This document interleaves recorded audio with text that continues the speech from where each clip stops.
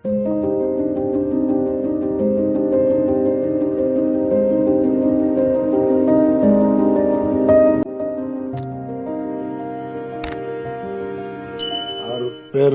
ஜோதி அருட்பெரும் ஜோதி தனிப்பெரும் கருணை அருட்பெரும் ஜோதி எல்லாம் செயல் கூடும் என்னானை அம்பலத்தே எல்லாம் வல்லான் తనయే ఏత్తు.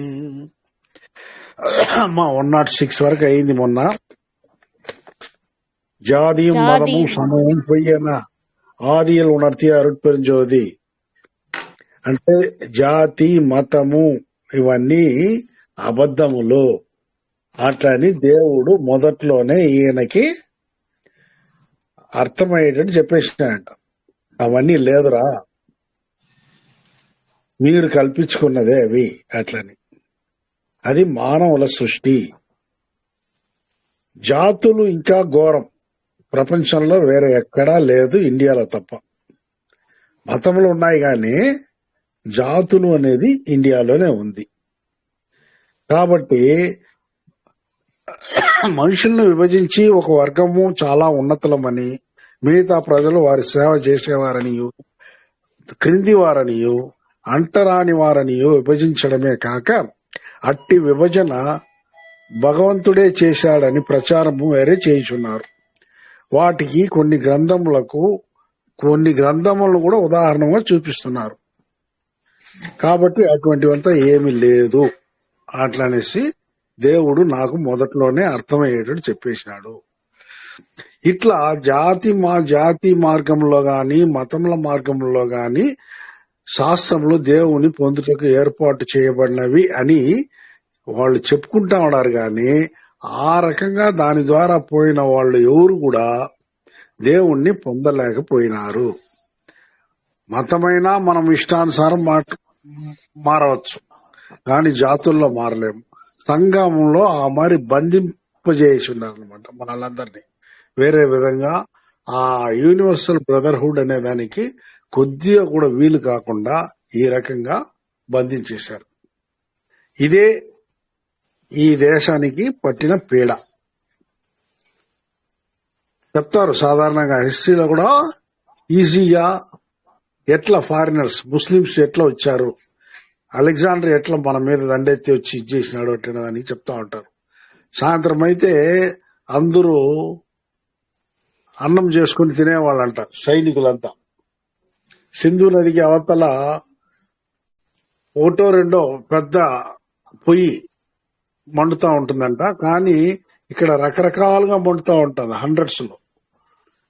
ఏమని విచారించినప్పుడు అక్కడ జాతికి ఒక జాతి వాళ్ళ అన్నము ఇంకొక జాతి వాళ్ళు ముట్టరు, కాబట్టి వాళ్ళు సపరేట్ గా చేసుకుంటా ఉన్నారు అన్నారంట. ఇది చాలరా వాళ్ళని మనము జయించేదని అనేసి వాళ్ళు వచ్చారు.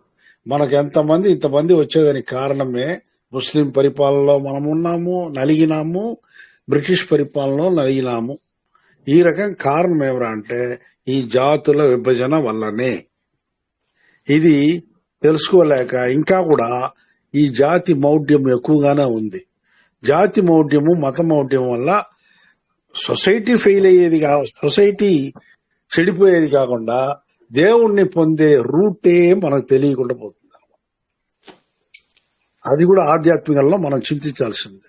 మనం ఏమంటే ఆ గిరి గీసుకున్నాం అనుకోండి, ఈ జాతి ఇది, ఈ మతం ఇది నాది అట్లా అన్నప్పుడు మనం we can't go beyond to that.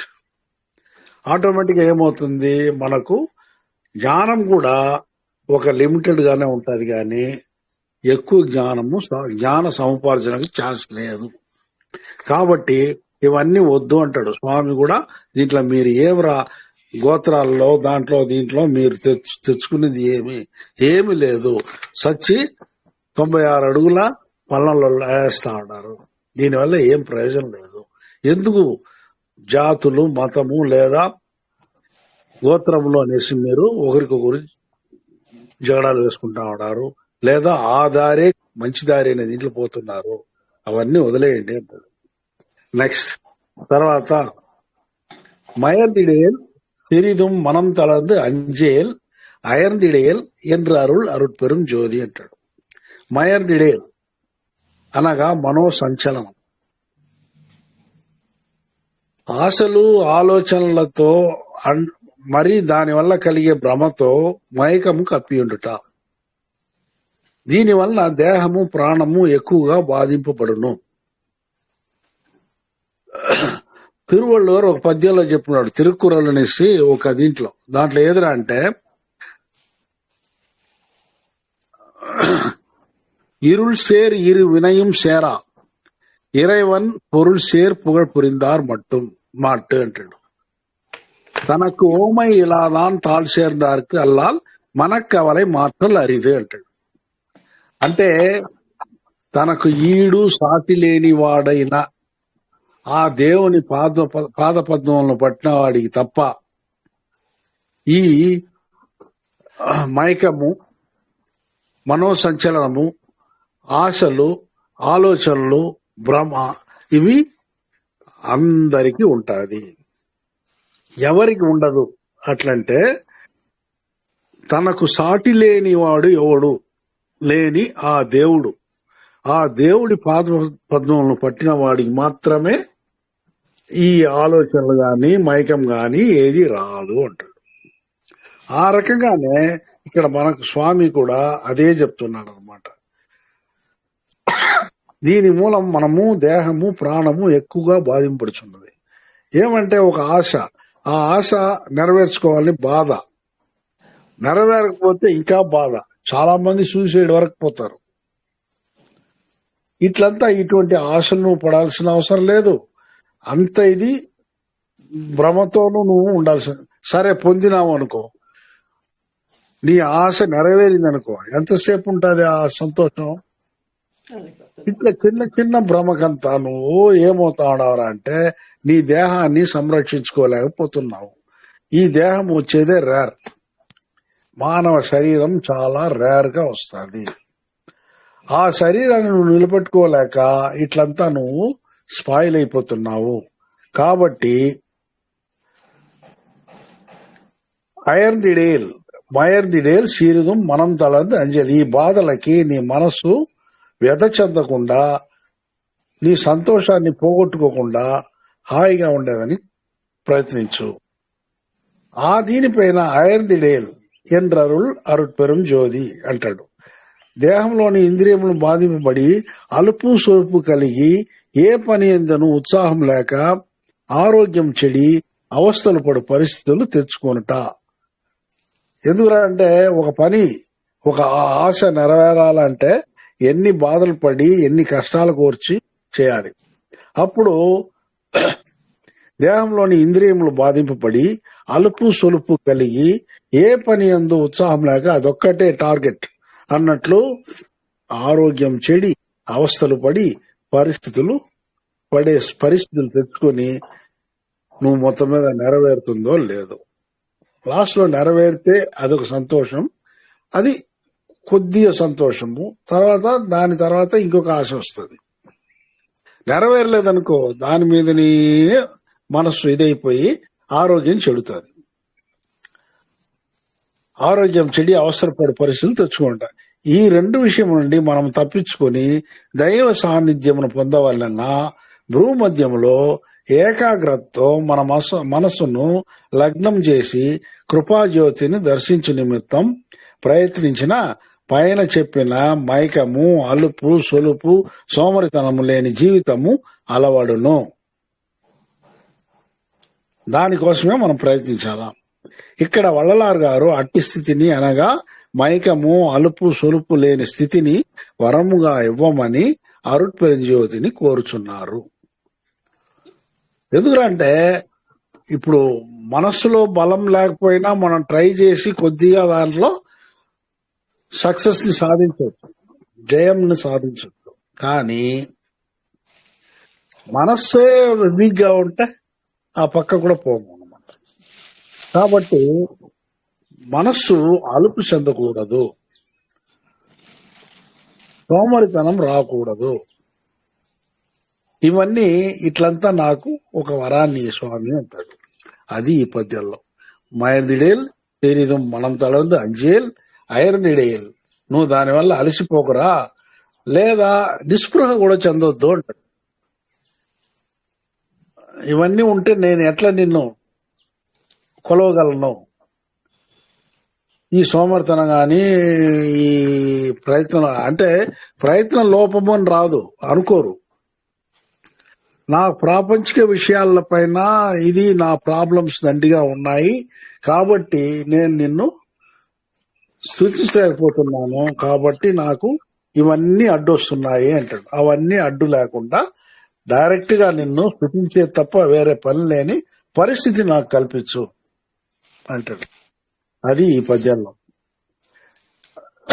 தேசுர திகழ்த்தரு తిరునెరి పొరుళియల్ ఆసర తెరిత అరుట్పెరుంజ్యోతి. దైవం యొక్క నిజస్వరూపమునే తిరు అంటారు. ఆ దైవమును తెలుపు మార్గమే నెరి అనబడు. నెరి అంటే ఆ మార్గం, దైవమును తెలుపు మార్గానే తిరునెరి అంటారు. తిరు అనగా స్త్రీ, సిరి, లక్ష్మి, బంగారు, అందము, చూసిన వారికి ప్రియము చేకూర్చున అని అర్థాలు వచ్చినా కూడా నిజమైన అర్థము ఏదంటే తేజోమయమైన ఆ భగవంతుని స్వరూపం మాత్రమే. తిరు అంటే శ్రీ, మనం శ్రీ అని వేసేదే వాళ్ళు తిరు అంటే. ఇప్పుడు తిరుపతి అంటే ఏమంటే శ్రీపతి అనుకుంటారు. అట్లా కాదు, మీనింగ్ ఏమో శ్రీ వస్తుంది, సిరి అని. సిరి అంటే ధనము, లక్ష్మి అని వస్తుంది, బంగారు అని వస్తుంది, అందము అని వస్తుంది, చూసిన వారికి సంతోషాన్ని కలుగజేసేది. ఇన్ని రకమైన మీనింగ్స్ దాంట్లో ఉన్నా కూడా నిజమైన అర్థం ఏదిరా అంటే తేజోమయమైన ఆ భగవంతుని స్వరూపం మాత్రమే. ఇదే మొత్తం మీద తిరు అనేదానికి మీనింగ్. పరమాకాశ పరబ్రహ్మైన ఆ దేవుడు 6 ఆధారములను దాటి 7వ నిరాధార 1000 కమల రేకులపై తేజోమయమై ద్వాదశాంశ అనుభవంతో నిలకడై త్రయోదాంశంలో వెలుగొచ్చుచున్నాడు. ఇదే సహస్రారము అంటనేది అక్కడే అన్నమాట దేవుడు ఉండేది. ఆ సహస్రారాన్ని మనకు సింబాలిక్ గా చూపించేదానికే ప్రతి గుడిలోనూ 1000 స్తంభముల ఇది మండపాలు ఉంటాయి.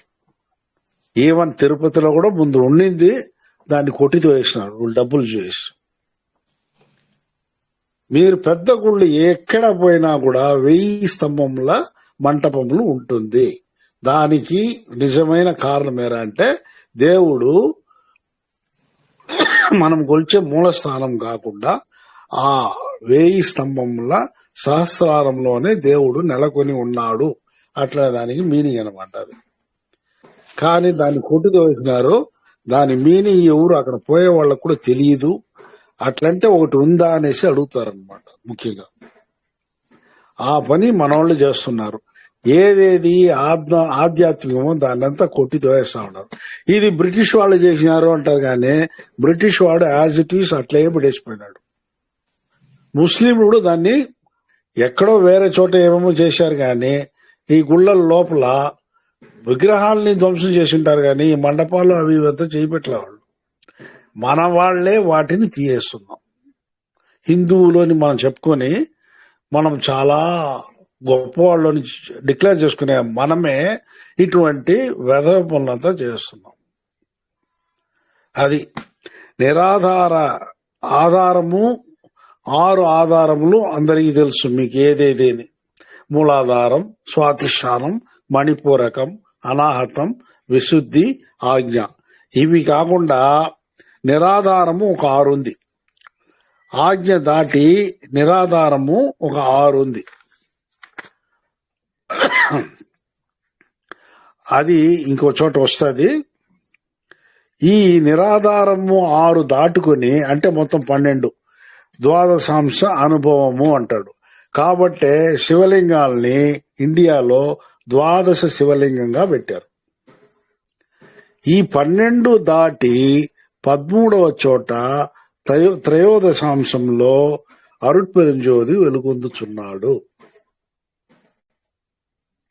ఆ అరుట్పెరుంజోది దైవము తనకు ఈ విషయాన్ని బోధపరిచినట్లు ఆసర తెరిత అరుట్పెరుం జ్యోతి ఏమనేసి, అదే తిరు నెరి అంటే, తిరు అంటే తేజోమయమైన భగవంతుని స్వరూపము. అట్లని ఆ స్వరూపాన్ని తెలుసుకునే మార్గమే నెరి అని నాకు దేవుడు తెలియపరిచినాడు అని ఈ పద్యంలో స్వామి చెప్తున్నాడు. తర్వాత காட்டிய உலகெல்லாம் கருணையால் சித்தியின் ஆட்டியல் புரியும் అరుట్పెరుంజ్యోతి. కాటియ ఉలగలాం అరుట్పెరుంజ్యోతి వள்ளలార్ గారికి ఈ విశ్వంలోని అన్ని ప్రపంచములను చూపించి తన సిద్ధుల వలన ఈ ప్రపంచంలో ఎలా నడుచుచున్నదో విశదీకరించి ఇవన్నీ కరుణ, దయా, ప్రేమ వలనే సాధ్యమగును అని ఈ విషయ జ్ఞానమును నీవు పొంది కృతార్థుడు కమ్ము అని బోధించినట్లు చెప్పుతున్నారు.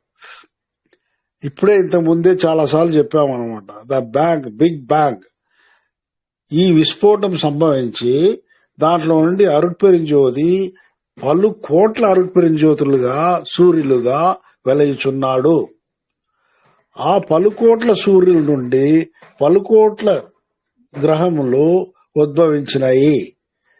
ఆ ఉద్భవించిన గ్రహములలో కొన్నిట్లో జీవరాశుల మనుగడ ఏర్పడింది. ఈ రకంగా ఎన్నో ప్రపంచములు ఏర్పడినాయి ఈ విశ్వం మొత్తానికి. కోట్ల ప్రపంచములు, భూమి మాత్రమే కాదు, భూమి లాంటి కోట్ల కొలది భూములు ఈ విశ్వంలో దండిగా ఉన్నాయి. అద్దదో ఏలియన్ వచ్చేసినాడు, వచ్చేసినాడు, ఈ ఫ్లయింగ్ సాసర్స్ వచ్చేసినాయి. ఎన్ని అవి వచ్చినాయో లేదో మనకు తెలియదు, కరెక్ట్ ఇన్ఫర్మేషన్ తెలియదు, కానీ ఈ రకమైన పుకార్లు, న్యూస్లు దండిగా వస్తున్నాయి. అర్థం కాల. కాబట్టి ఇట్లాంటివన్నీ వస్తున్నాయంటే వేరే ప్రపంచం నుండే వస్తున్నాయి. కాబట్టి ఈ ప్రపంచంలో కొన్ని కోట్లు ఉన్నాయి. ఆ ప్రపంచాలని మొత్తం చూపించాలంట. ఇప్పుడు సపోజ్ ఈ ప్రపంచంలో జీవరాశుల మనుగడకి ఆక్సిజన్నే కారణము. ఇంకొక ప్రపంచంలో కార్బన్ డైఆక్సైడ్ ఉండొచ్చు, ఇంకో దీంట్లో నైట్రోజన్ ఉండొచ్చు, ఇంకో దాంట్లో ఇంకొకటి ఉండొచ్చు. ఆ రకమైన జీవరాశులు. ఇప్పుడు మోటార్ బండ్లలోనే ఎన్ని ఉంది, డీజిల్తో పోయేది ఉన్నాయి, పెట్రోల్తో పోయేది ఉన్నాయి, దాంట్లోనే ఏవియేషన్ పెట్రోల్, ఇన్ని రకాల ఇవి ఎట్లా నడుపబడుతున్నదో ఆ రకంగా ఈ జీవరాశులు నాట్ ఓన్లీ ఇన్ ఆక్సిజన్, వేరే శ్వాసకి వేరే రకమైన గాలితో కూడా జీవరాశులు మనుగడ సాగించవచ్చు. దాన్ని మనం కాదనలేము. మనకేమి అంటే ఇంకా మనం అంత దూరం డెవలప్ కాలేదు కాబట్టి వేరే ఇంకెక్కడ మనకు ఏలియన్ వచ్చినట్టు మనం ఏలియన్స్ గా పోలేదు ఇంతవరకు. ఎక్కడ మన సూర్య మండలమే ఇంకా మనకు ఫుల్ గా అర్థం కాలేదు, భూమియే అర్థం కాలేదు, సముద్రం లోపల ఏముంది సరిగా తెలియదు. భూమి లోపల ఎవరైనా పిల్లోళ్ళు తగులుకున్నారంటే పైప్స్లో వాళ్ళని ఎలా తీయాలనే దానికి కూడా ఇంకా మనకు కరెక్ట్ గా దారి తెల్లా. మనం డెవలప్మెంట్ పెద్దగా ఉన్నట్టు అనిపిస్తుంది, కానీ నిజమైన డెవలప్మెంట్ కూడా ఇంకా కాల. ఇట్లా ఉన్నప్పుడు మనం ఏలియన్స్ ఎలా అవుతాము? చాలా రోజులు పడుతుంది, ఇంకా కాకుండా పోము, కానీ ఇంకా చాలా ఏళ్ళు అవుతుంది అనమాట. దానిపైన పరిశోధనలు చేయాలా, చేస్తూ గవర్నమెంట్లో ఆ పరిశోధనలు తగిన ఇది ఇవ్వాలి, ఇండ్యూస్మెంట్స్ ఇవ్వాలి అనమాట. అప్పటికి కానీ అవన్నీ జరగవు. ఈ ప్రపంచాలంతా ఎలా జరుగుతా ఉంది అని విశదీకరించి ఇవన్నీ కూడా బయట సైంటిఫిక్ గా మీరు ఏమేమి అనుకుంటారో అది వేరే, కానీ యాక్చువల్ గా దయా, కరుణ, ప్రేమ వల్లనే ఈ అన్ని ప్రపంచములు సాగుతా ఉంది అంటాడు దేవుడు. అట్లా చెప్పినాడు అనే స్వామి చెప్తున్నాడు. అన్నిటికీ బేస్మెంట్ ఏదిరా అంటే జీవరాశులు బ్రతికేదానికి దయా, ప్రేమ, కరుణ అంటాడు. ఏ సంబంధం లేకుండా అనిపిస్తుంది, కానీ మనకు ఈ సంబంధం ఉన్నట్టు అనిపించదు, కానీ సంబంధం లేనట్లే ఉంటుంది. కానీ బాగా తరచి ఆ ఆధ్యాత్మిక చింతనతో కానీ బాగా ఆలోచిస్తే దాని యొక్క సత్యం మనకు బోధపడుతుంది. విశ్వంలో ఈ ప్రపంచం అన్నది ఒక భూమి మాత్రమే కాదు, ప్రతి సూర్యగోళమునందును ప్రపంచంలో ఉండవచ్చును. ఒక్కొక్క నక్షత్రము ఒక్కొక్క సూర్యగోళమే. ఈ అన్ని సూర్యగోళములలోనూ ఉన్న ప్రపంచంలోని పిండములు అనగా జీవరాశులు సృష్టి, స్థితి, లయ మొదలగు కార్యక్రమంలో అరుట్పరి జ్యోతి యొక్క కరుణ, కృప, దయ, ప్రేమ వల్లనే జరిపించబడుచున్నది. ఆయన ప్రేమ వల్ల జరిపిస్తున్న ఇవే గాని ఇవన్నీ వేరే విధమైన ఇది కాదు. కానీ ఏ రకంగా జరుగుతా ఉంది అని సైంటిఫిక్ గా కనిపించేదానికి మనకు ఎటువంటి మార్గాలు గోచరించలేదు. మనకు ఇంత డెవలప్ అయిన మెడిసిన్లు అంతా కూడా మనం గ్లాండ్స్ ఎలా ఉంది, ఎక్కడ ఉంది తెలియదు. అక్కడక్కడ పెట్టుండారు కానీ ఇక్కడ ఉంది అని ఆ గ్లాండ్స్ ఎలా ఉంటుందని పెద్దగా తెలియదు. అది కంటికి కనిపించదు. అట్లాగే నాడి అంటారు. నాడి అంటే నరాన్ని బట్టి చూస్తారు. నాడి ఏమని తెలియదు. ఈ రకంగా అంతా చాలా విషయాలు ఇంకా తెలియాల్సి ఉంది. ఇవన్నీ కూడా దేవుని ప్రేమ వల్లనే మనకు ఇవన్నీ కూడా జరుగుతూ ఉంది. తెలుసుకునేది ఆ తర్వాత జరుగుతూ ఉండేది దేవుడు మన పైన ఈ పిండముల పైన పెట్టి ఉన్న ఆ ప్రేమ, దయ, కరుణ వల్లనే ఇవన్నీ జరుగుతూ ఉంది. నెక్స్ట్, ఎం కులం ఎం ఎనం 96 అంగుళం என்று అరుள் అరుట్పెరుంజోతి అంటాడు. నా జాతి, నా కులం ఏమి గ్రేట్, మేము మా వంశస్థులు ఎటువంటి వాళ్ళు, అది ఇదేని మన వంశాన్ని గురించి పెద్దగా అందరూ ఇప్పుడు కూడా చాలా మంది బాగా ఎడ్యుకేటెడ్ ఎంఏ దాకా చదివినవాడు కూడా వంశవృక్షాన్ని వేసుకుంటా ఉంటాడు.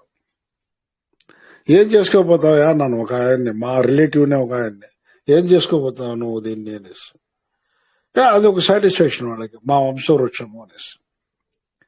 ఏం చేసుకోవాలి, ఎంత చేసుకున్నా కూడా నీకు లోడ్ ఏది ఆడ పల్లం 96 అంగుళాలు 8 అడుగుల పల్లంలో తీసేస్తావు. ఏమైంది నీ జాతి, నీ ఇదంతా దాంట్లో అది. తర్వాత దానికి ఇంకొక అర్థం వేరే ఉంది.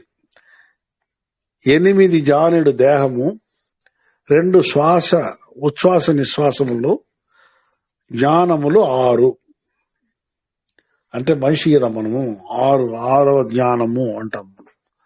6 జ్ఞానము. ఇది 8 2 16, 16 6 96. 96ని 96 తత్వాలుగా కూడా చెప్పినారు అనమాట. మనలో 96 తత్వములు ఉంది. ఆ 96 తత్వముల ద్వారానే మనము ప్రాణంతో నివసిస్తున్నాము అట్లని అంటారు. మానవుడు చనిపోయిన పిదప 8 అడుగులు గోతిలోనే వేసి పూడ్చివేయబడుచున్నాడు. ఇట్టి దేహం కాకుండా ఎల్లప్పుడూ ఈ దేహం నశించకుండా అనగా ఈ దేహమును వదిలి ప్రాణం పోకుండా కాపాడుకునవలెను. అనగా ఈ దేహమును పంచభూతములలో కలిపి కావలసినప్పుడు తిరిగి పొందినట్లు చేసుకునవలెను. మనము అహంభావంతో మన జాతి, మతము, వంశము ఎట్టిది, అట్టి జాతి, మతము, కులములను కాపాడవలను. అట్లు కాపాడకపోయినప్పుడు మన వంశ ప్రతిష్ట దెబ్బతినును అని మానవత్వమును మరచి చెడు కార్యములలో అనగా బహిరంగంగా తిట్టుట, కొట్టుట, గాయపరుచుట, చంపుట వంటి కార్యములు చేయుదురు. ఇది దాని మీద ఎక్కువ మమకారం ఉంటే, కులం మీద, జాతి మీద మమకారం ఉన్నప్పుడు ఎదుటి వాడి ఫీలింగ్స్ గురించి అనుకోము, ఎదుట వాడు ఎంత నష్టపోతున్నాడు అనేది కూడా అనుకోము. టోటల్ గా దయ, ప్రేమ కంప్లీట్ గా నశించిపోయి క్రూరులుగా తయారవుతాము. ఆ క్రూరత్వం వల్ల ఏం చేస్తున్నాము, తిట్టేది, కొట్టేది, గాయపరిచేది, చంపేది, ఈ రకంగా ఎన్నో పనులు జరుగుతున్నాయి. కానీ ఈ భూ ప్రపంచం నుండి మాయమైన తర్వాత ఆ వంశ ప్రతిష్ట వారికి ఎక్కడ ఉంటుంది అని ఆలోచించలేరు. అలా చచ్చిపోయినాకే ఆడదురా ఈ జాతి మొత్తం మీద నీకు జాతి గౌరవం. ఇప్పుడు మనం కామన్ గా కూడా క్వశ్చన్ వేసుకోవచ్చు, నేను పెద్ద కులము, నేను పెద్ద జాతి, మా పెద్ద మతంలో నేను ఇదైనాను, దీన్ని మించిన మతం ఇంకొకటి లేదు అట్లని అనుకుంటా ఉండేవాళ్ళంతా చచ్చిపోయినాక ఇదే మతాల్లో నెక్స్ట్ పునర్జన్మ ఉందని మనకు ఖచ్చితంగా మనకు ఆ నమ్మకం ఉంది. పోయినాక అదే జాతుల్లో పుడతావనేసి ఏముంది? బ్రాహ్మణుడుగా ఉన్నాడు రేపు హరిజన్గా పుట్టొచ్చు, హరిజన్గా ఉన్నాడు బ్రాహ్మణుడుగా పుట్టొచ్చు. ఏం నువ్వు గ్యారంటీ ఇస్తావా? ఎందుకు ఈ ఇది నీకు వంశ ప్రతిష్టలు ఇంకొకటి ఇవన్నీ ఏమరా అంటే భ్రమలో బతుకుతున్నాము మనము. అందువల్లే దేవుడు అనుకుంటా అంట, వీళ్ళంతా ఏమరా అంటే బొమ్మరిల్లో కట్టుకుని పిల్లోళ్ళు ఆడుకుంటారే వంట చేసుకుని, అట్లా వీళ్ళంతా జీవిస్తున్నారు. అట్లా నిజమే కదా? అదే నిజమైన ఇది ఉన్నవాళ్ళు ఆలోచించాల, అరే నేను ఎలా పుట్టినాను అట్లే వాళ్ళు పుట్టినారు. దీంట్లో ఏమి పెద్ద ఇది ఆకలి నీకు వేస్తుంది, నాకు వేస్తుంది, ఇంకొకటికి వేస్తుంది. ఏమి పెద్ద పెద్ద కులమోడు అయితే వాడికి ఆకలేదా? అన్నం తినడా? చిన్నోడు మాత్రమే తింటాడా? ఇట్లాంటివన్నీ టోటల్గా ఆలోచించుకున్నాడంటే వాడు ఇట్లంతా కూడా బిహేవ్ చేయడు. ఇవన్నీ ఎందుకురా ఈ పోరు అంటే అంటే ఈ ప్రపంచంలో మనం బ్రతకాలి అట్లనే దానికోసమే. ఆ బ్రతికేది ఎవరా అంటే ఒక లెవెల్లో బ్రతకాలి, ఇంకొకరు మన మాట వినాలి అనే ఆ గర్వమే కారణం అన్నిటికీ కూడా. ఆ గర్వం అందువల్లే మనసు, బుద్ధి, చిత్తం, అహంకారం. ఆ అహంకారం వల్లనే ఇన్ని ప్రాబ్లమ్స్ జరుగుతా ఉంది. కొంతసేపు చింతిస్తే చాలు దీనివల్ల ఎంత నష్టమో అనేసి. ఇప్పుడు మొన్న జరిగింది గాజా యుద్ధము, అంతకుముందు రష్యా ఇది జరిగింది. ఎంతమంది చచ్చిపోతారు, ఎన్ని బిల్డింగ్స్ నాశనం, ఎంత కష్టపడి కట్టుండాలా, ఎంతమంది దానికి కష్టపడి ఉంటారు. ఇవన్నీ కొద్దిగా ఆలోచించుంటే యుద్ధాలు ఎందుకు వస్తాయి? అందరికీ అహమో నా మాట నువ్వు వినాలా అంతే. ఈ అహంకారంతోనే మనల్ని ఇక్కడ వదులుతాడు భూమి మీద దేవుడు. ఆ అహంకారంతోనే మనము ఉన్నాము, మనము బ్రతుకుతున్నాము. కాబట్టే ఇన్ని కలహములు, ఇన్ని బాధలు, ఈ అహంకారాన్ని అంత ఈజీగా మనము తోసిపుచ్చేయలేము. దానికే మనము దేవుడు అనే దారిని ఒకటి పెట్టుకున్నాము, లేకపోతే అవసరమే లేదు. మనం అహంకారం అనేది మనకు లేకపోతే దేవుడితో పనేమో చెప్పండి, మనమే హాయిగా బతకొచ్చు.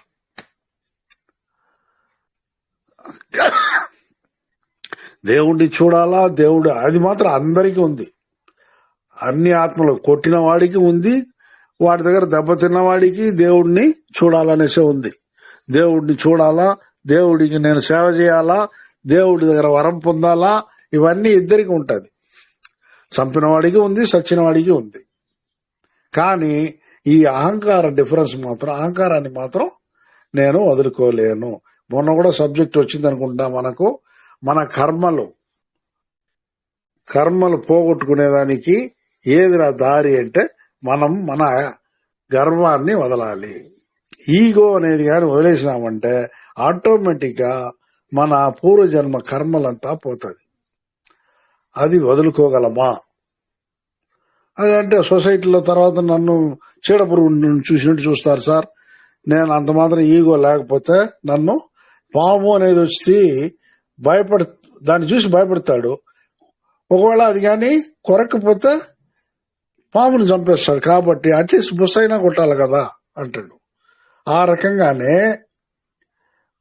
ఇప్పుడు దీనికంతా మనము రీజన్స్ కల్పించుకుని నువ్వు ఎన్ని కారణాలైనా చెప్పుకుంటాను కానీ నా అహంకారాన్ని నేను వదలను అంటాం మనం. కాబట్టే ఇన్ని బాధలు. కాబట్టే దైవ సన్నిధికి పోయే ఆ అద్వైత దీంట్లో కూడా మనకు ఆధ్యాత్మిక చింతనలో కూడా సక్సెస్ఫుల్ రానంటుంది. కారణం ఏమనంటే ఇదే, బేస్మెంటే అహంకారమే. కాబట్టి మనం ఏమరా అంటే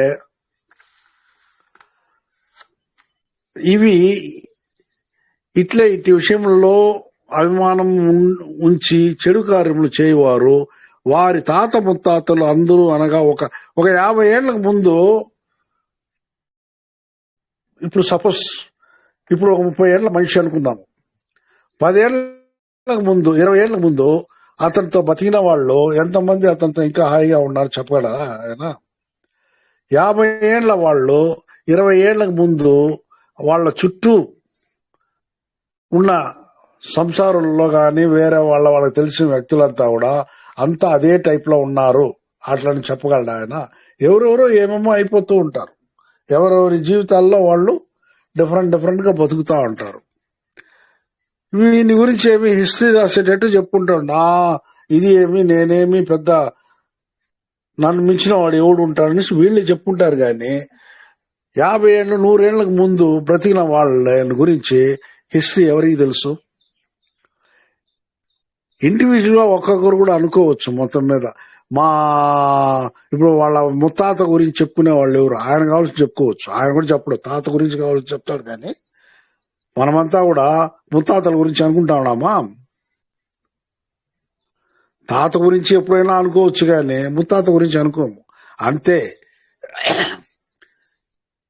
దీనిపైన ఊరికి అనవసరంగా మనము మన అహంకారాన్ని బయటపెట్టి ఇటువంటి విషయాలు టోటల్ గా సొసైటీకి కాని విషయాల్లో ఎక్కువగా మనము ఇండల్జ్ అవుతూ దైవ సన్నిధిని కోరుకునేదాన్నే మనము మర్చిపోతూ ఉన్నాము. ఆధ్యాత్మికంలో ఎక్కువ భాగం మనము దానిపైన దృష్టి పెట్టాలి.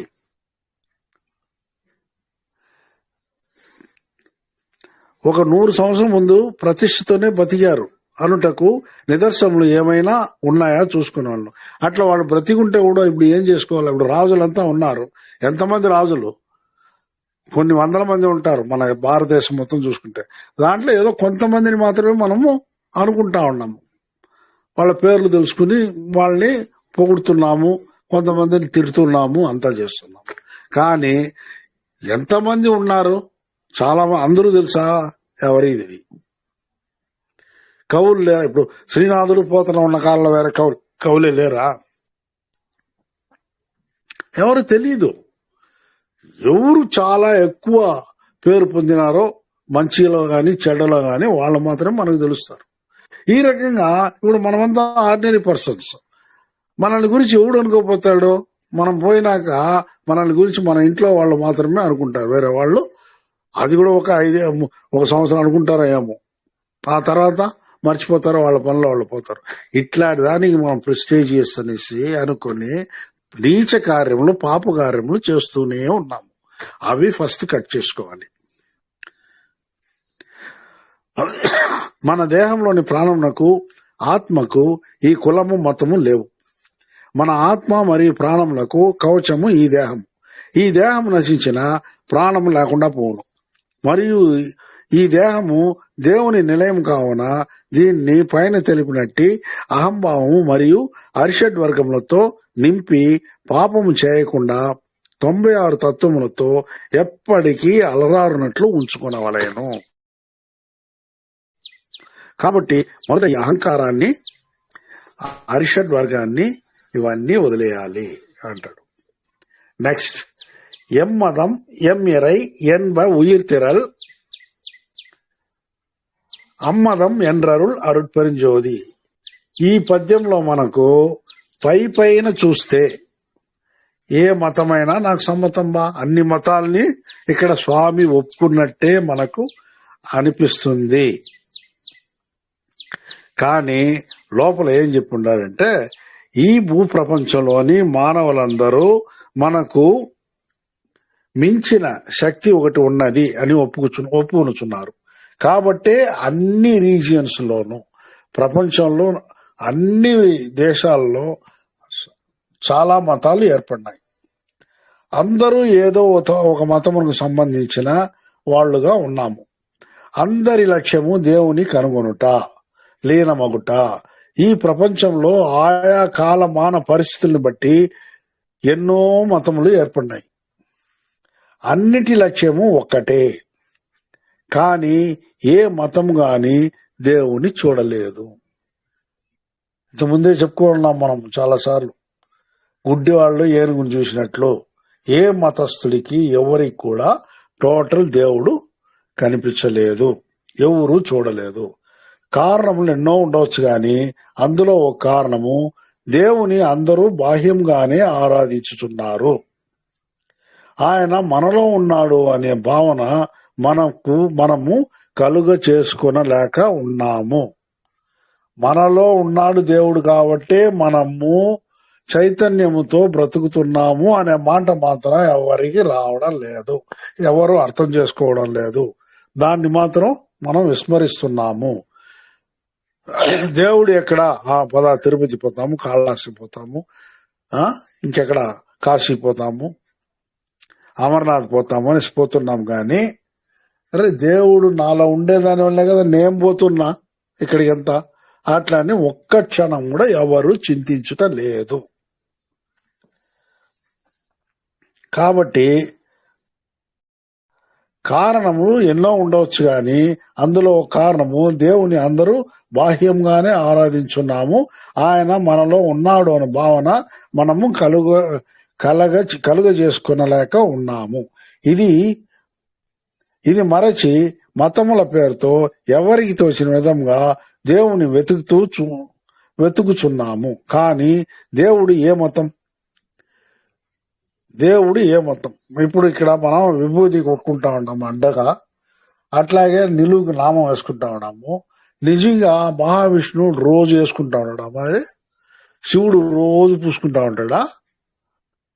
నీకు వాళ్ళు కనిపించినట్టు వాళ్ళు ఈ రకంగా అంతా ఉంటారనేసి నువ్వు అనుకుంటే ఎట్లా? అంటే ఆ మత బోధకుడు మతాన్ని స్టార్ట్ చేసినాడు ఏ రూపంతో ఈ రకంగా కొలవాలి అన్నాడో అదే రూపం, ఆ రూపం దేవుడికి సమ్మతమా లేదా ఇక్కడ తెలియదు. ఆ దేవుడు ఆ రకంగా పూసుకున్నాడా తెలియదు. కానీ భూలోకంలో మాత్రం మనం ఏమరా అంటే ఒక ఇది పెట్టుకున్నాం అన్నమాట, ఈ రకంగా ఒక సైన్ బోర్డు, ఇట్లా వీడు శైవుడు, వీడు వైష్ణవుడు, ఇతను క్రిస్టియన్, ఇతను మామూడు అనేసి ఈ రకంగా పెట్టుకున్నాం. కానీ ఇవన్నీ దేవుడికి సమ్మతమా కాదా తెలియదు. దేవుడు పెట్టినాడంటే లేదు, ఆ మత గురువులు పెట్టారు, మతాన్ని స్టార్ట్ చేసిన వాళ్ళు పెట్టారు. అంతేగాని ఇవి ఉంటేనే దేవుడు ఒప్పుకుంటాడు అంటనేది. అట్లాగే దారాలు కట్టుకునేది, మనం చేతులకి నోమును వచ్చినాము, దారం కట్టుకున్నాము, ఆ శక్తి అంతా ఆ దారంలో ఉంది. అది ఎట్లా ఉంటుంది? ఇవన్నీ నమ్మకాన్ని ఈ రకంగా పెంచేసినారు. పోనీ అదే దారంలో సంవత్సరం అయినాక ఆ దారము ఏమవుతుంది? దాని శక్తి పోతుందా? దాన్ని తీసి బయటపరుస్తాం. వినాయకుడిని మట్టితో చేసి మొక్కేసి తీసుకుపోయి నీళ్ళలో కలిపేటట్టు అన్నమాట.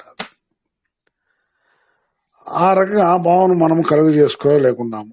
ఇది మరచి మతముల పేరుతో ఎవరికి తోచిన విధంగా దేవుని వెతుకుచున్నాము. కానీ దేవుడు ఏ మతము? ఇక్కడ స్వామి ఉయిర్ తెరలు అనుచున్నారు, అనగా సకల జీవులు, 84 లక్షల యోనుల జీవులు అంటే సకల జీవరాశులు. ఇందులో కొన్ని జీవుల్ని దేవుని పేరుతో బలిచుచున్నాము. దేవుని పేరుతో కొన్ని జీవుల్ని బలి ఇస్తున్నాము. అట్లు బలి తీసుకుని దేవుడు ఏ మతము? ఈ జీవరాశులు ప్రశ్నిస్తున్నాయి. ఇప్పుడు నన్ను బలి తీసుకుంటా ఉన్నాడే ఆ దేవుడు ఏ మతానికి సంబంధించిన వాడు? బలి కోరేవాడు దేవుడా? ఎందుకంటే అతని కుమారుని నేను, అతని బిడ్డను నేను, ఆ బిడ్డనే నేను బలి తీసుకోవాలని కోరుకునే దేవుడు ఆయన ఎట్లా దేవుడు అవుతాడు? అట్లా కోరిన దేవుడు ఏ మతస్థుడు? ఇట్లు బలి తీసుకునే దేవుడు ఏ మతం అని ఆ బలిలో పతనమగు ఆ జీవులు ప్రశ్నిస్తున్నాయి. ఏ మతము ఏ దేవుడు తమ్ము బలి కోరడో ఆ మతము ఆ దేవుడు మా దేవుడు అని ఆ జీవరాశులు చింతించుచు ఏడ్చుచూ ఉంటును. ఏ దేవుడు ఏ మతము నన్ను బలి కోరలేదో అదే నా యొక్క మతం, అదే నిజమైన మతం. ఆ మత దేవుడే దేవుడు, మిగతా వాళ్ళు దేవుళ్ళు కాదు, మతము కాదు. అవి కూడా మనము అని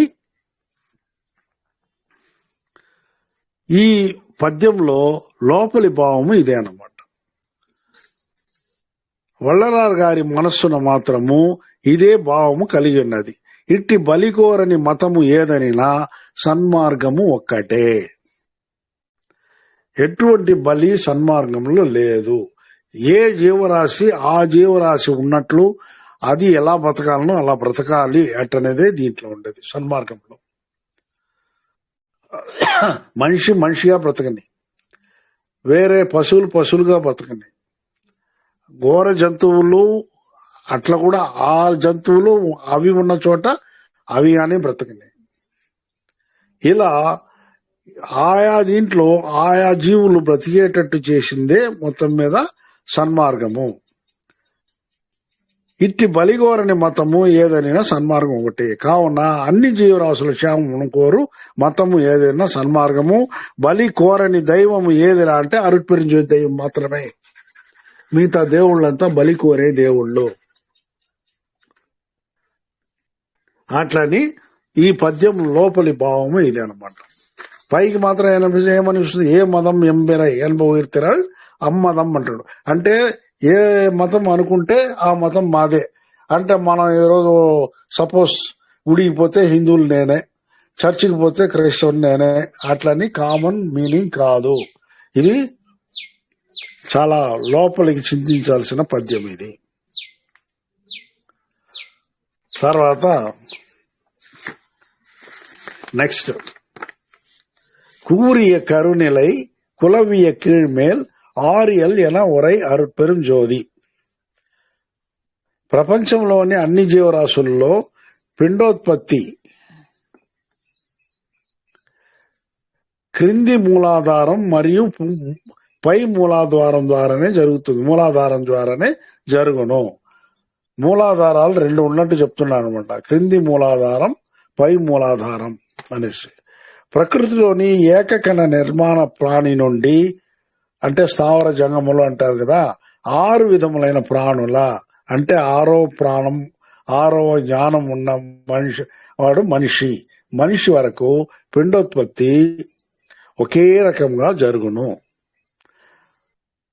అంటే పిండోత్పత్తి అనేది ఏమన్నా 4 రకాలుగా అవి ఉత్పత్తి జరిగినా కూడా 1 by 1 పేరెంట్ నుండి కింద నుండి విత్తు ద్వారా, ఇంకొకటి పిండం ద్వారా, గుడ్డు ద్వారా ఇట్లా అంతా కూడా జరుగుతుంది. కానీ టోటల్ గా పెద్దదాని నుండి ఇంకా నెక్స్ట్ దాని జూనియర్ ఇంకొకటి వస్తుంది. అట్లన్నట్టు మనము ఒకే రకంగా ఈ జననము జరుగుతూ ఉంటుంది. దీంట్లో తర్వాత కొన్ని విషయాల్లో టూకీగానే చెప్పుకొని పోవాలి కాబట్టి ఇప్పుడు ఇక్కడ మీకు కూడా అర్థం కాదు. అణుపక్ష, పరమాణు పక్ష, ప్రకృతి పక్ష, సంభుపక్షము మరియు ఉభుపక్షములు అంటాడు. ఈ విషయాలు తెలుసుకోవాలంటే స్వామివారి ప్రోస్ అంటే గద్య భాగాన్ని చదవాలి.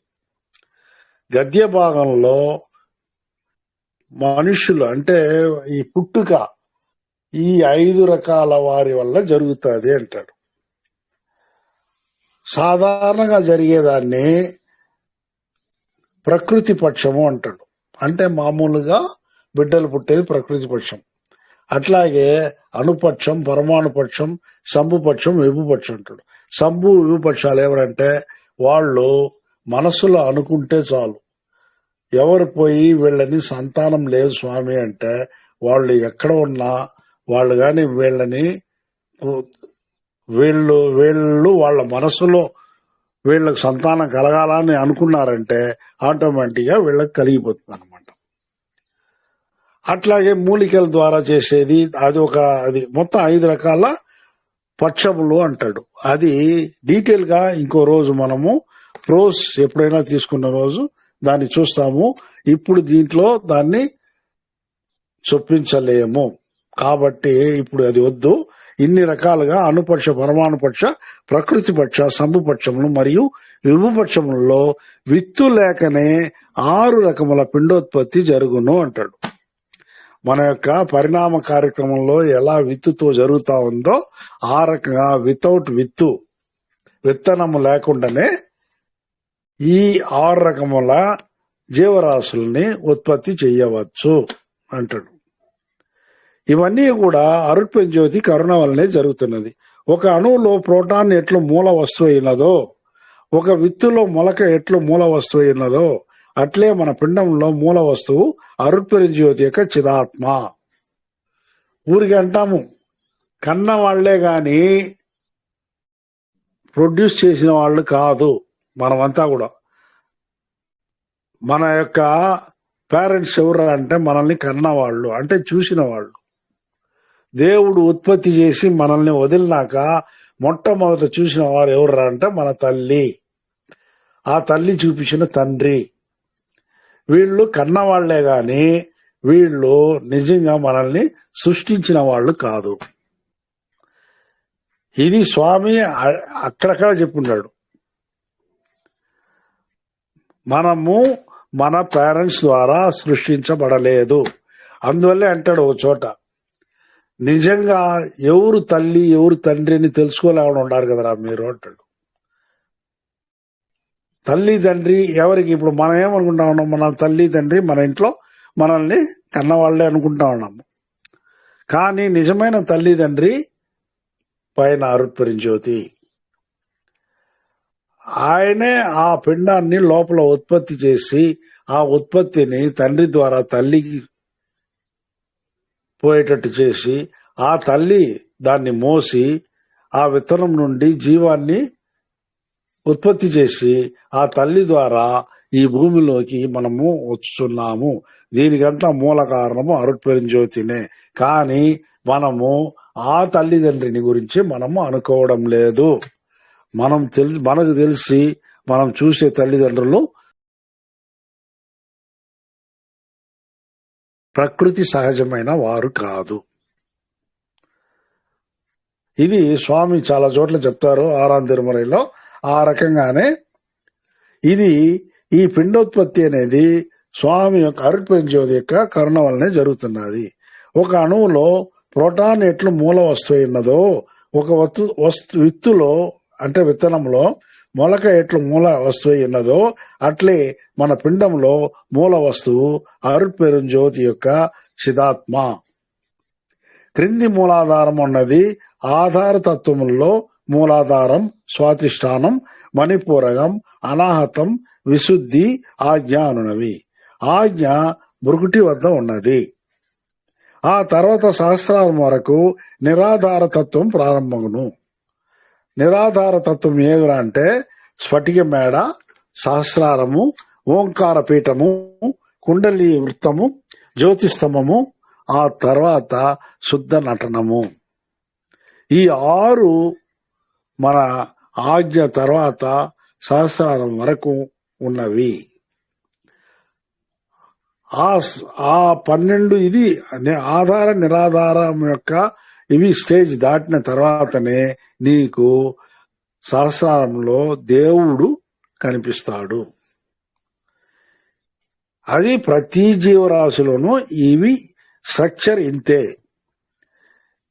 ఈ 12, 13వ త్రయోదశంలో దేవుడు నెలకొని ఆ దానికి చైతన్యాన్ని, దేహాన్ని ఇచ్చి, చైతన్యాన్ని ఇచ్చి ఈ ప్రపంచంలో నడిపిస్తున్నాడు. ఇదే మానవుల యొక్క ప్రాణంలోనూ మూలాధారమై ఉన్నది. ఈ రహస్యములనే అరుట్పరింజ్యోతి తనకు ఉపదేశించినట్లు వల్లలార్ స్వామి ఈ పద్యంలో తెలిపి ఉన్నారు. కూరియ కరునిలై కులవియ కీழ்మేల్ ఆరియల్ ఎనవరై అరుట్పరింజ్యోతి. ఈ సీక్రెట్ ని నాకు స్వామి ఈ రహస్యాన్నే తనకు బోధించినట్లు స్వామి ఇక్కడ వల్లలార్ గారు చెప్తున్నారు. ఇది కొన్ని మీరు అప్పుడప్పుడు ఏదైనా కొద్దిగా నోట్ చేసుకుంటే మీకు ఈజీగా ఉంటుంది. ఇవన్నీ ఏమరంటే టక్కని ఎక్కవు మన బ్రెయిన్కి. ఈ అనుపక్ష, పరమాణుపక్ష, ప్రకృతి పక్ష, సమపక్షంలో ఇవి దీని గురించి మీకు అంటే ఆ ఉరైనడైపోతుంది. తమిళ్ తెలిస్తే ఇది దాన్ని నేను తెలుగులో రాస్తున్నా. ఇప్పుడు దాదాపు అయిపోవచ్చింది. ఆ ప్రింటింగ్ ఇచ్చేదే ప్రాబ్లం. ప్రింటింగ్ ఇస్తే గాని దాన్ని చదివితే గాని మీకు అప్పటికి తెలుగులో చదివితే మీకు అర్థమవుతుంది. అది దేవుణ్ణి ప్రార్థిస్తాం ఎర్లీగా దాన్ని కొద్దిగా బయట రిలీజ్ కావాలనేసి. అవి చదివితే తప్ప ఇవి అర్థం కాదు. తర్వాత 113వ శ్లోకము. ఎన్ తర ముడియాదు ఇలంగియ పర్పల అండమం నెరైదొళిర్ అరుట్పెரும் జ్యోతి. ఎన్ తర ముడియాదు, ఎన్నికలో ఇంత అని చెప్పలేము అనమాట. ఎన్ని కోట్ల కొలది అండములు ఉన్నాయి. ఈ అండంలో అన్నీ ప్రకాశిస్తా ఉంది. ఈ అండములన్నీ ప్రకాశించే అండములన్నీ కోట్ల కొలది ఉంది. దీన్ని మనము ఎంచలేము. కరెక్ట్గా లెక్కకు దాటి మనం ఎంచలేని లెక్కగా అవి ఉన్నాయి అంటాడు. అరుట్పెరింజోది ఏకత్వంలో ఒక్కడై ఉన్నాడు. మరియు జీవరాశులుగా కానీ వస్తువులుగా కానీ అనేకమై ఈ పలు అండములలో అనగా ఈ విశ్వంలో అనేక రకములైన జీవరాశులుగా కూడా వెలుగొందుచున్నాడు. అన్ని అండములలో ప్రాణికోటిగా మాత్రమే కాక చరాచర జీవులై ఉన్నాడు. ఏ ఒక్క వస్తువులో కూడా ఆయన, ఆమె, అది లేదు అని చెప్పలేము. ఇట్టి కోట్ల కొలది చరాచరములలో ఏవేవి ఎన్నెన్ని అని కాని మొత్తము ఎన్ని అని కాని మనము లెక్కలలో తేల్చలేము.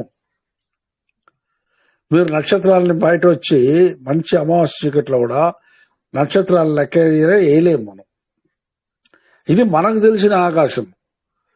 మనం వేరే ఇంకో చోటు నుండి చూస్తే ఆ ఆకాశం వేరేగా ఉంటుంది. కొన్ని నక్షత్రాలు ఈ ఆకాశం ఉంటుంది, అక్కడ వేరే నక్షత్రాలు ఉంటాయి. ఇది మన జ్ఞానానికి మనం ఎంచేదానికి వీలు కాదు. కానీ 1200 పద్యాలు దాటినాక, లైన్స్ దాటాక అన్ని లెక్కకు వచ్చేసినాయి అంటాడు. ఆ రకమైన సిద్ధులు నాకు దేవుడు ఇచ్చినాడు అంటాడు. అది తర్వాత చూస్తాము. ప్రస్తుతానికి ఇవి లెక్కలేనన్నివి ఉన్నాయి. ఏ ఒక్క వస్తువులో కూడా ఆయన, ఆమె, అది అనున్నది లేదు అని చెప్పలేము. ఇట్టి కోట్ల కొలది చరాచరములలో ఏవేవి ఎన్నెన్ని అని గాని మొత్తం ఎన్ని అని గాని మనము లెక్కలలో తేల్చలేము. ఎక్కడో కొన్ని వేల లక్షల కోట్ల కిలోమీటర్ దూరంలోని నక్షత్రములు మినుకుమని జ్వలిస్తున్నవి. కానీ కోట్ల కాంతి సంవత్సరములకు అవతల ఉన్నవి. మనకు కనిపిస్తుంది ఎక్కడో మూలలో ఒకటి మినుకు అంటా ఉంటుంది. అది మనం అనుకుంటాం కళ్ళకి ఏదో కనిపిస్తే ఏడన్నా ఉంటుంది అని. కానీ కొన్ని కోట్ల మైళ్ళకి అవతల, మైలు అంటే 1 మైలుకి 1.5 కిలోమీటర్ దాదాపు, ఎన్నో కోట్ల కొలది కిలోమీటర్లు, కోట్ల కొలది మైళ్ళలో అవి ఉన్నాయి. కాబట్టి మనకు అవి కనిపించకుండా మినుకు అంటా ఉంటుంది. అక్కడికి పోవాలంటే కాంతి సంవత్సరం అనేసి లెక్క అనమాట. ఇప్పుడు సూర్యుడి యొక్క రేస్, ఆయన రశ్మి ఇక్కడికి మనకు చేరేదానికి 9 నిమిషాలు పడుతుందంట. అక్కడ ఆయన ఉదయించి ఆయన సూర్య రశ్మి మన మీద పడాలంటే, రేసు ఆ కిరణములు పడాలంటే 9 సెకండ్స్ అనమాట. 9 సెకండ్స్. 9 సెకండ్లకి 15 లక్షల కిలోమీటర్ల దూరం ప్రయాణం చేస్తుంది. అంటే సెకండ్కి దాదాపు 1.5, అంటే 15 లక్షల కిలోమీటర్, 1.5 లక్ష కిలోమీటరు ఒక సెకండ్కి వస్తుంది. ఒక సెకండ్కి 1.5 లక్ష కిలోమీటర్ ప్రయాణం చేస్తున్నది అంటే ఈ రకమైన స్పీడ్తో మనము ఆ నక్షత్రాలు మినుకు అనే నక్షత్రానికి చేరుకోవాలంటే ఈ స్పీడ్తో, గుర్తుపెట్టుకోండి, సూర్యకిరణపు స్పీడ్తో కానీ పోయినామంటే మనకు కొన్ని వేల కోట్ల సంవత్సరాలు పడుతుందంట. అన్ని వేల కోట్ల సంవత్సరాలు మనకు ఆయుష్ ఉంటుందా? ఉండదు. కాబట్టి అది చూడలేము. దాన్ని ఎలా చూడగలమంటే దేవుడి యొక్క కృప వల్లనే చూడగలం, లేకపోతే చూడలేము. ఇది ఇంకో పద్యాల్లో లాస్ట్లో ఎండింగ్ లో చెప్తాడు, ఇవన్నీ నాకు దేవుడి దయ వల్ల నేను చూసినాను, ఇవన్నీ ఏం చేసినాను అంటాడు. అన్ని లెక్కలోకి వచ్చేసినాయి అంటాడు స్వామి.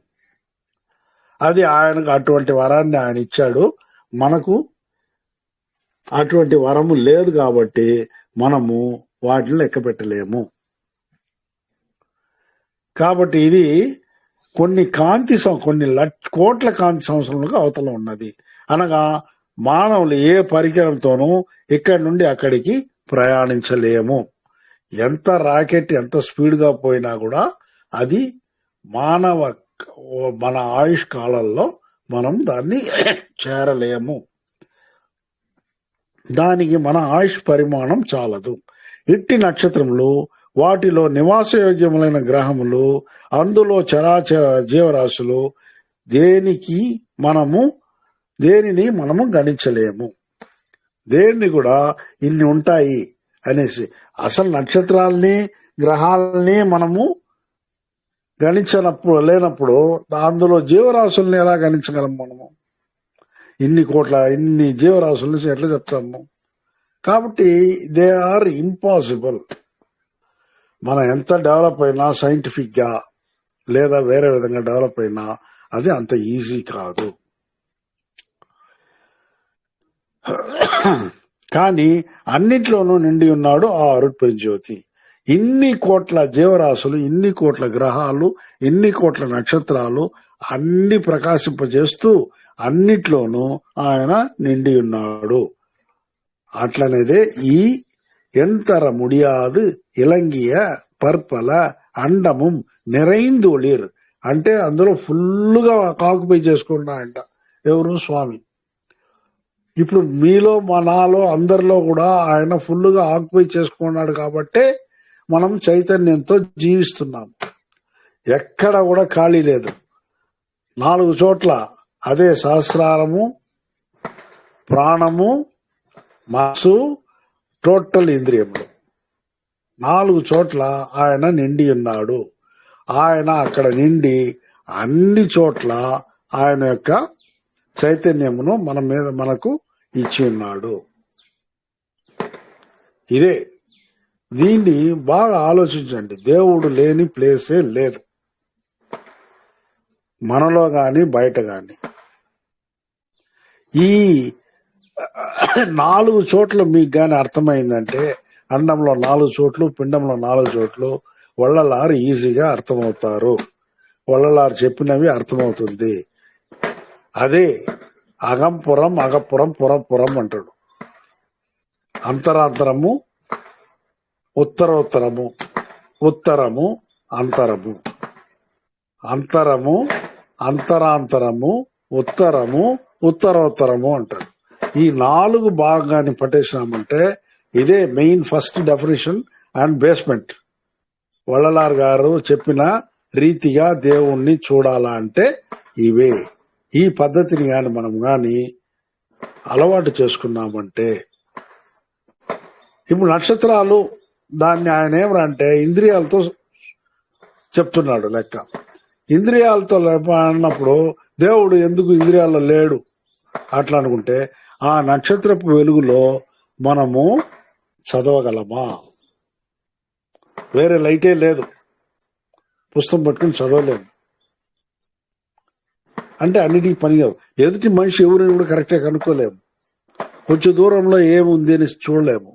కానీ అదే కారడవిలో ఆ నక్షత్రపుల వెలుగులోనే కొద్దిగా మనము ఇక్కడ ఒక రాయి ఉంది, పెద్ద బండ ఉంది, ఏదో నీళ్లు ఉన్నట్టుంది, అది కూడా ఒక అందాజుగా మన యొక్క బ్రెయిన్ ని బట్టి తెలుసుకోగలం, కానీ వేరే విధంగా తెలుసుకోలేము.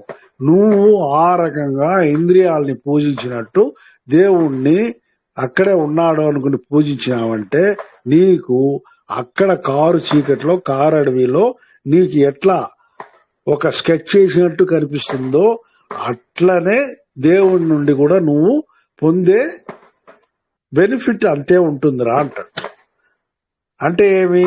ఆ బెనిఫిట్ ఏదిరా అంటే ఓన్లీ విధివశము.